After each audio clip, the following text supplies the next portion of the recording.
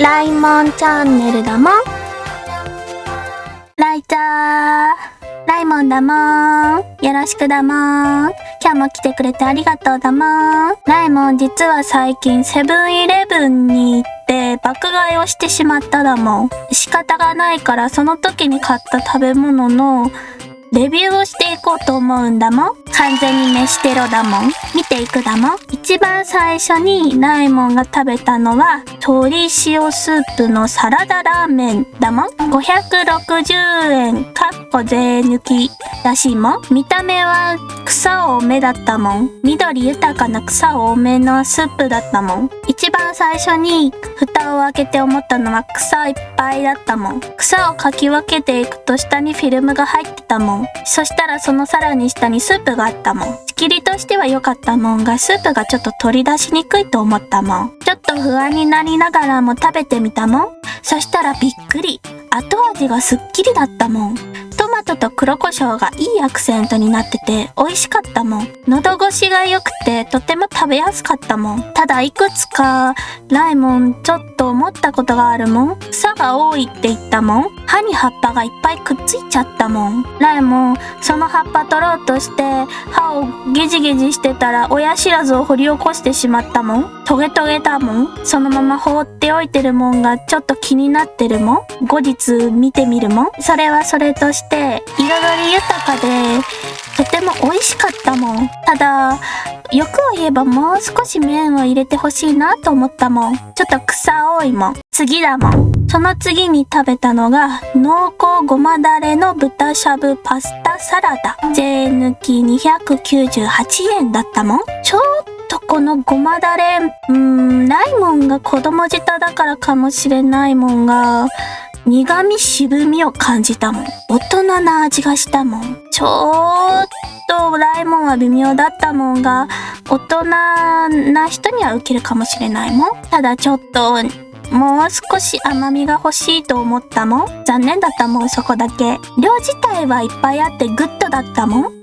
ライモン大食感だけど前菜として食べるなら十分な満足を得られる量だったもん。ただこれさっきのスープと違って何も分けられてなかったもん。思ったもん。フィルム重要だったもん。タレと葉っぱと麺で分けた方がいいもん。やっぱり取り出しにくい云々以前にくっついてやりにくかったもん。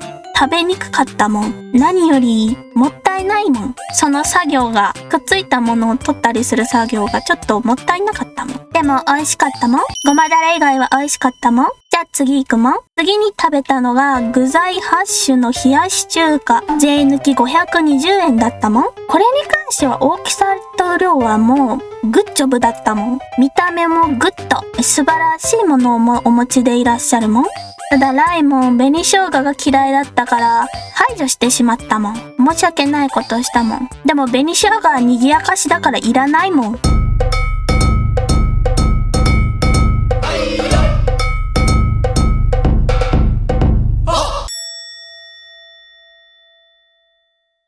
あとはからしがあったもんが、ライモン普段からし食べないもん。でもレビューのためには食べなきゃと思ってからしを全部スープにぶっぱしてしまったもん。ピリピリして飲めたもんじゃなかったもん。失敗したもん。適量なら美味しいと思うもん。野菜ジュースを飲んで相殺しようとしたもんが全然相殺できないピリピリだったもん。ちょっとからしの量が多いと思ったもん。ライモンの個人的な感想だもん。スープ自体はちょっとツンとした味がしたもん。からしがなくてもちょっとだけきつめな味がするもん。喉をスッと通る感じは美味しいもんが、やっぱりちょっと後味が気になるもん。炭酸を飲んだような感じに近いもん。ずっと喉がピリピリしてるもん。多分からしのせいだけじゃないもん。でも全体的に見ればとっても美味しかったもん。十分だと思うもん。